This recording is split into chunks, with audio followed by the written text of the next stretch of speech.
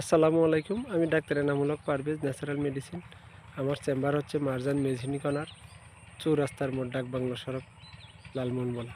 আমি এই যে বিকালবেলা একেবারে সবুজ শ্যামলের মাঝে একটু নিজেকে হারিয়ে যাওয়ার জন্য আসলাম এবং আপনাদেরকে একটা স্বাস্থ্য বিষয়ক ভিডিও বানাতেছি। ভিডিওটা হচ্ছে যারা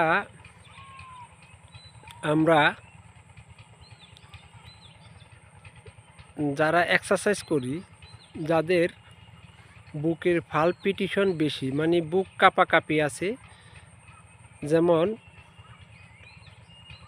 একটু কথা শুনলে, একটু দুঃসংবাদ সামান্য একটু শুনলেও আমরা হায়ুতাস উদ্বেগ হয়, বুকে শ্বাস নিতে কষ্ট হয়।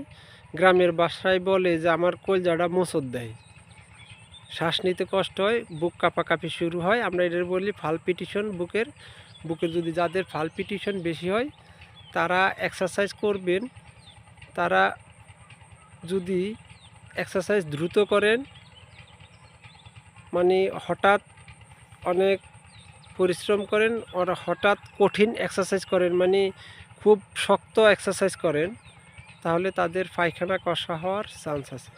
এজন্য যাদের বুক কাঁপাকাঁপি আছে তারা যদি সকালবেলা এক্সারসাইজ করেন, একটু খুব স্লোলি আস্তে আস্তে একটু এক্সারসাইজ করবেন, দ্রুত এক্সারসাইজ করবেন না, তাহলে আপনার বুকের কাঁপাকাঁপিটা একটু বাড়বে, তাহলে আপনার হজম প্রক্রিয়াটা সমস্যা হবে, পায়খানাটা কষা হবে।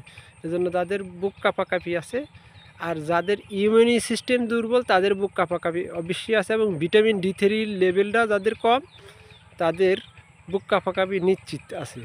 আর এই বুক কাঁপাকাঁপির জন্য আমরা শ্বাসের ব্যায়াম করতে পারি, এবং ঘুমটারে যদি আমরা সঠিকভাবে ব্যালেন্সে আনি তাহলে আমাদের বুক কাঁপাকাঁপিটা থাকবে না। আর শ্বাসের ব্যায়ামটা যদি করি, যেমন নাক দিয়ে শ্বাস নিয়ে পেট ফুলাবো, মুখ দিয়ে আস্তে আস্তে ছাড়বো, তাহলে আমাদের বুক কাঁপাকাঁপিটা একটু কমবে। যেমন অনেকে দেখা যায় আমরা চিকিৎসার জন্য অনেকে যদি বুকের হার্টবিটে পালপিটেশন বেশি হয়, তাহলে আমরা দাদা প্রোপানল গ্রুপের ওষুধ দিয়ে থাকি 10 mg 40 mg, সকাল বিকাল 2 টাইম অনেকে আমরা লিখি, কন্টিনিউ চলবে।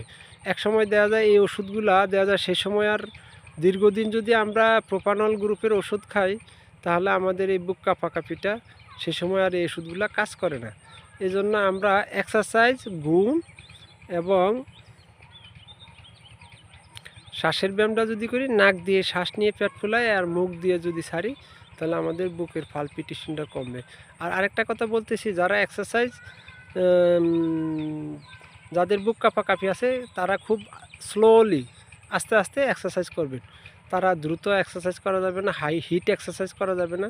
যদি হিট এক্সারসাইজ করেন তাহলে আপনার বুক কাঁপাকাঁপিটা একটু প্রচণ্ড হবে, বুকের পালপিটেশন বাড়লে আপনার পায়খানাটা কষা হওয়ার চান্স আছে। এই জন্য যাদের বুক কাঁপাকাঁপি আছে তারা এক্সারসাইজটা খুব আস্তে আস্তে করবেন।